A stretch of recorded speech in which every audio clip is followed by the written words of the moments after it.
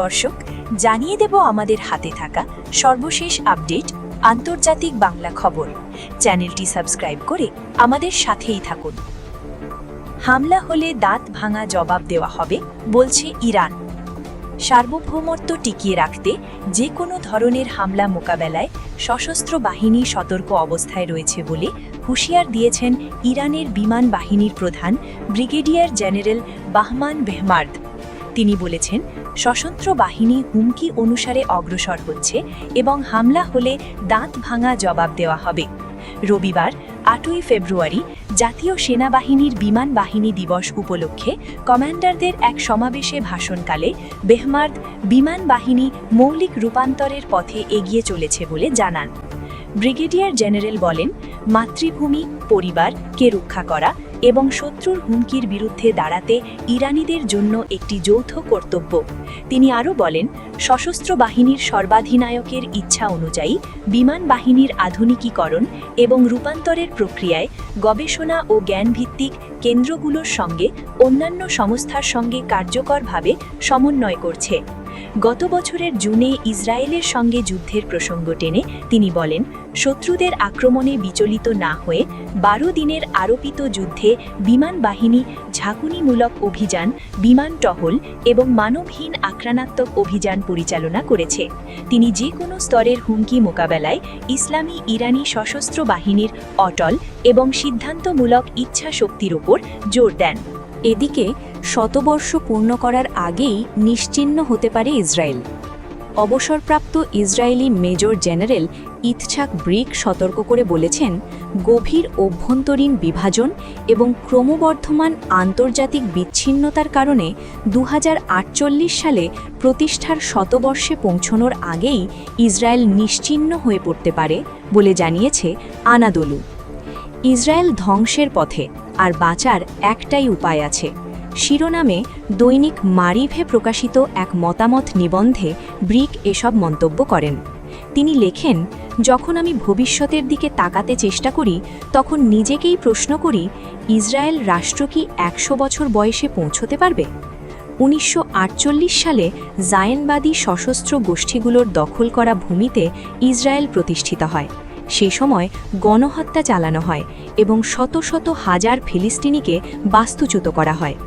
১৯৬৭ সালে ইসরায়েল ফিলিস্তিনের অবশিষ্ট ভূখণ্ডও দখল করে এবং আজও তারা সেখান থেকে সরে যাওয়া ও একটি ফিলিস্তিনি রাষ্ট্র প্রতিষ্ঠা প্রত্যাখ্যান করে যাচ্ছে। ব্রিক বলেন, দশকের পর দশক ধরে ইসরায়েল এমন এক সমাজে পরিণত হয়েছে যা ভেতর থেকেই ছিন্ন ভিন্ন, যেখানে সামাজিক গোষ্ঠীগুলোর মধ্যে, ডান ও বামপন্থীদের মধ্যে এবং ইহুদি ও আরবদের মধ্যে গভীর ঘৃণা বিরাজ করছে। তার মতে এই বিভাজন জীবনের সব ক্ষেত্রে ছড়িয়ে পড়েছে। প্রধানমন্ত্রী বেনিয়ামিন নেতানিয়াহু প্রসঙ্গে ব্রিক বলেন, ইসরায়েল এমন এক নেতৃত্বের অধীনে পরিচালিত হচ্ছে যারা জনস্বার্থের চেয়ে রাজনৈতিকভাবে টিকে থাকাকে অগ্রাধিকার দেয় এবং তিনি এই নেতৃত্বকে স্বল্পদৃষ্টি ও দিক নির্দেশনাহীন বলে বর্ণনা করেন। আন্তর্জাতিক অঙ্গনে ইসরায়েলের অবস্থান প্রসঙ্গে ব্রিক বলেন, দেশটি ক্রমেই এমন এক রাষ্ট্র হিসেবে পরিচিত হয়ে উঠছে যা ঘৃণা ও প্রত্যাখ্যান উস্কে দেয়। তিনি যোগ করেন, অনেক ইসরায়েলি এখন দেশ ছেড়ে বিদেশে চলে যাওয়ার সিদ্ধান্ত নিচ্ছেন।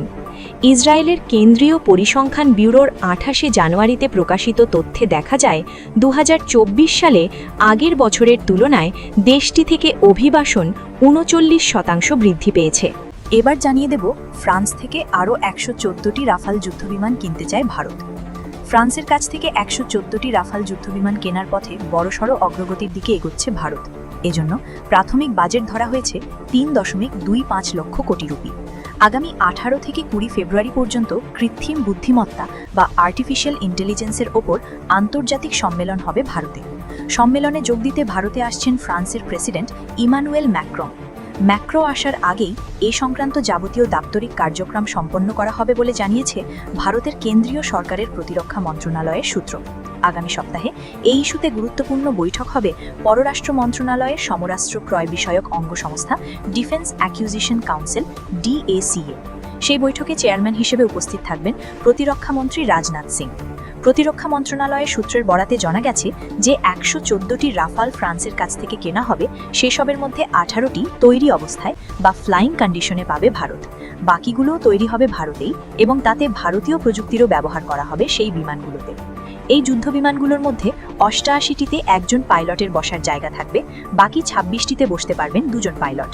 উল্লেখ্য, ফ্রান্সের তৈরি রাফাল বর্তমান বিশ্বের সবচেয়ে আধুনিক ও শক্তিশালী যুদ্ধবিমানগুলোর মধ্যে একটি। পঞ্চম প্রজন্মের এই যুদ্ধবিমান সর্বোচ্চ গতি ঘন্টায় 3700 কিলোমিটার এবং এটি সমুদ্রপৃষ্ঠ থেকে সর্বোচ্চ 50,000 ফুট ওপরে উঠতে সক্ষম। রাফাল একই সঙ্গে বেশ কয়েকটি বিভিন্ন পাল্লার ক্ষেপণাস্ত্র এবং একাধিক ভারী মেশিনগান বহন এবং অপারেশনে সক্ষম। 2020 সালের জুলাই মাস থেকে এ পর্যন্ত ফ্রান্স থেকে পর্যায়ক্রমে 36টি রাফাল এসেছে ভারতে। এসবের মধ্যে 8টি আসন বিশিষ্ট প্রশিক্ষণ বিমানও রয়েছে। সবশেষ জানিয়ে দেব, চাঁদে 10 বছরের মধ্যে শহর গড়তে চান ইলন মাস্ক। মার্কিন ধনকুবের ইলন মাস্ক বলেছেন, তার মহাকাশ গবেষণা সংস্থা স্পেস এক্স এখন চাঁদে স্বয়ংসম্পূর্ণ একটি শহর গড়ে তোলার দিকে বেশি মনোযোগ দিচ্ছে। আগামী 10 বছরের কম সময়ের মধ্যে সেখানে এমন শহর গড়ে তোলা সম্ভব। ইলন মাস্ক তার নিজের মালিকানাধীন সামাজিক যোগাযোগ মাধ্যম এক্সে গতকাল রোববার এক পোস্টে লিখেছেন, স্পেস এক্স এখনও 5 থেকে 7 বছরের মধ্যে মঙ্গল গ্রহে শহর গড়ে তোলার সেই দীর্ঘদিনের উচ্চাকাঙ্ক্ষা ধরে রেখেছে। তবে বর্তমান প্রধান অগ্রাধিকার হল সভ্যতাকে সুরক্ষিত করা এবং চাঁদে দ্রুত পৌঁছানো। মাস্কের এই মন্তব্য গত শুক্রবারের ওয়াল স্ট্রিট জার্নালের একটি প্রতিবেদনেরই প্রতিধ্বনি। ওই প্রতিবেদনে বলা হয়েছিল, স্পেস এক্স বিনিয়োগকারীদের জানিয়েছে তারা এখন চাঁদকে অগ্রাধিকার দিচ্ছে। মঙ্গল গ্রহের অভিযান ভবিষ্যতের অন্য কোনো সময়ের জন্য তুলে রাখবে। 2027 সালের মার্চ মাসে চাঁদে মানববিহীন মহাকাশযান অবতরণের লক্ষ্য নির্ধারণ করা হয়েছে। অথচ গত বছর পর্যন্ত মাস্কের লক্ষ্য ছিল 2026 সালের শেষের দিকে মঙ্গল গ্রহে মানববিহীন মিশন পাঠানো। চলতি দশকের মধ্যে চাঁদে মানুষ ফিরিয়ে নেওয়ার দৌড়ে যুক্তরাষ্ট্রের সঙ্গে চীনের তীব্র প্রতিযোগিতা চলছে। 1972 সালের অ্যাপোলো 17 মিশনের পর থেকে মানুষ আর চাঁদের পৃষ্ঠে পা রাখেনি। এক সপ্তাহের কম সময় আগে মাস্ক ঘোষণা করেছিলেন, স্পেস এক্স তার নেতৃত্বাধীন কৃত্রিম বুদ্ধিমত্তা সংস্থা XAI-কে কিনে নিয়েছে। এই চুক্তিতে রকেট ও স্যাটেলাইট কোম্পানিটির স্পেস এক্সের মূল্য ধরা হয়েছে $1 লাখ এবং কৃত্রিম বুদ্ধিমত্তা সংস্থাটির দাম $25,000 কোটি। এই পদক্ষেপের পক্ষের মানুষেরা মনে করছেন, এটি স্পেস এক্সের মহাকাশ ভিত্তিক ডেটা সেন্টার তৈরির পরিকল্পনাকে শক্তিশালী করবে। মাস্ক মনে করেন, এআই উন্নয়নের সঙ্গে সঙ্গে কম্পিউটিং পাওয়ারের চাহিদা যেভাবে বাড়ছে, তাতে পৃথিবীর চেয়ে মহাকাশে ডেটা সেন্টার চালানো বেশি সাশ্রয়ী।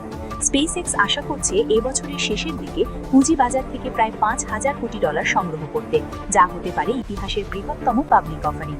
গত রোববার ভোরের দিকে মাস্ক তাদের কোম্পানির প্রথম সুপার বোল বিজ্ঞাপন শেয়ার করেন, যেখানে স্টারলিংক ওয়াইফাই সেবার প্রচার চালানো হয়েছে। স্পেস এক্সকে নতুন লক্ষ্যে পরিচালনা করার পাশাপাশি মাস্ক তার নিজের শেয়ার বাজারে নিবন্ধিত কোম্পানি টেসলাকেও নতুন উচ্চতায় নিয়ে যাচ্ছেন। বিশ্বজুড়ে বৈদ্যুতিক গাড়ির বাজার তৈরি করার পর টেসলা এখন স্বয়ংচালিত গাড়ি ও রোবট তৈরির লক্ষ্যে এবছর $2,000 কোটি খরচ করার পরিকল্পনা করছে। এই পরিবর্তনকে ত্বরান্বিত করতে মাস্ক গত মাসে বলেছিলেন, টেসলা ক্যালিফোর্নিয়ার কারখানায় 2টি গাড়ির মডেলের উৎপাদন বন্ধ করে দিচ্ছে, যাতে সেখানে অপটিমাস হিউম্যানয়েড রোবট তৈরি করা যায়।